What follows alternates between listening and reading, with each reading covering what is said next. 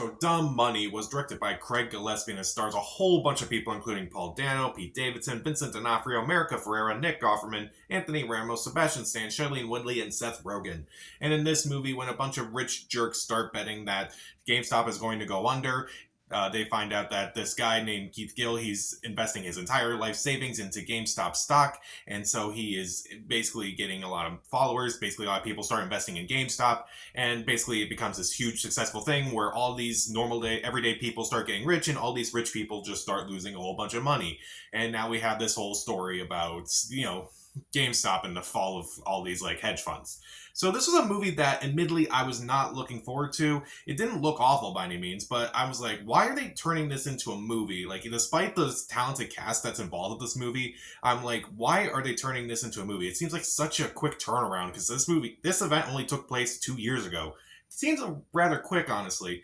But overall, I do think the movie is actually pretty solid. I do think it's a lot of fun. I do think it's funny. Admittedly, kind of scary at times, but I think it definitely works overall. Definitely reminds me of The Big Short a bit, not just because of like what the subject matter was in that movie, but also because of like the tone and the style of the movie. It's definitely kind of similar, unique in its own way, kind of like a cross between The Big Short and The Social Network, which those aren't bad movies to be compared to.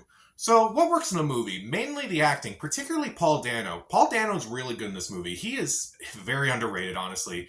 Despite being in movies like There Will Be Blood and The Batman and The Fablemans, he's a fantastic actor, and he kind of gets to show a little bit more of his lighter side in this movie.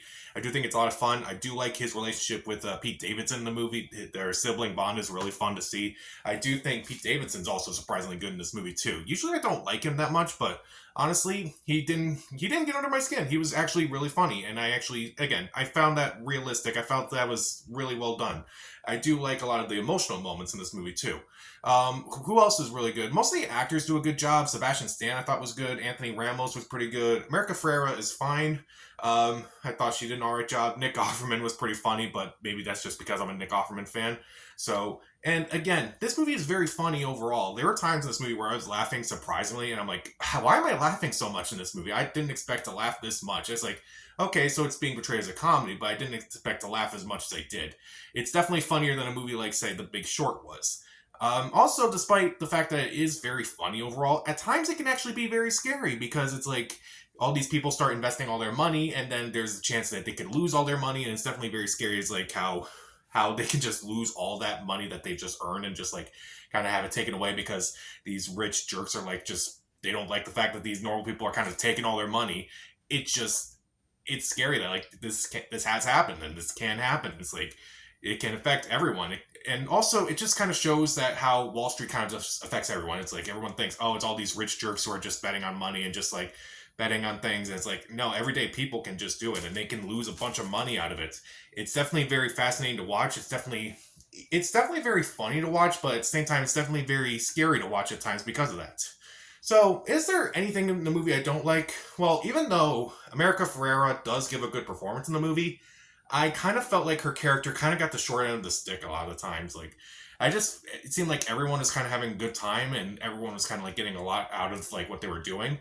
But America Ferrera's character, no, I felt like her character kind of got beaten down often. Like, first, like, okay, so she has most of her problems, and she has most of the problems in the movie. She has a lot of debt, and also, like, at one point, like, she kind of like has all this money, so she has to go on vacation. And that's when they kind of like close everything down, and she loses a bunch of money.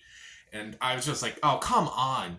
And they kind of do a few other things, like, okay, there's this guy that she talks to for a brief second. I wonder where that's going to go. That goes nowhere, literally nowhere. That's never brought up again. Also, she kind of has this speech that is about how, all these rich guys get like all the bailouts, and all the everyday people like her and Paul Dano and such, they don't get the bailouts at all. And it's like, yes, that is something that happens, and I agree with that. At the same time, it kind of just felt like it was just a boring speech. Like, it just didn't do anything for me. At least her speech in Barbie was something that was like, that was show-stopping right there. Seth Rogen, too, is also in this movie. I just don't buy him as this hedge fund guy. Like, I really just don't.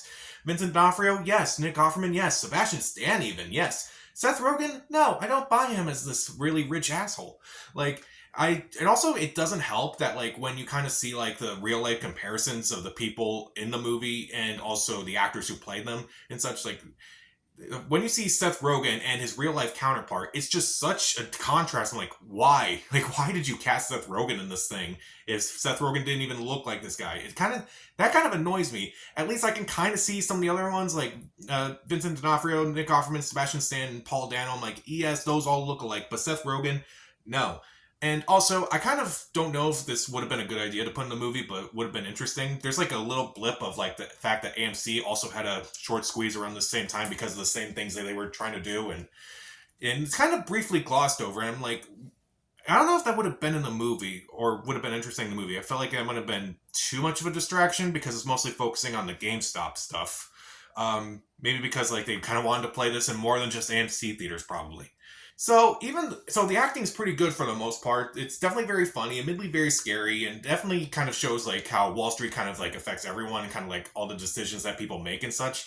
I also kind of felt like some of the performances and some of the characters are just not particularly good.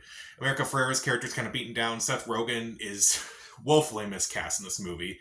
But I would still recommend it overall. I say it's definitely a good time. You kind of learn a lot and you'll laugh. So I'll give Dumb Money 3 out of 4 stars. See it. So, what was the last movie based on a true story that you liked? Comment down below, subscribe to the channel. This is Pat. Stay safe.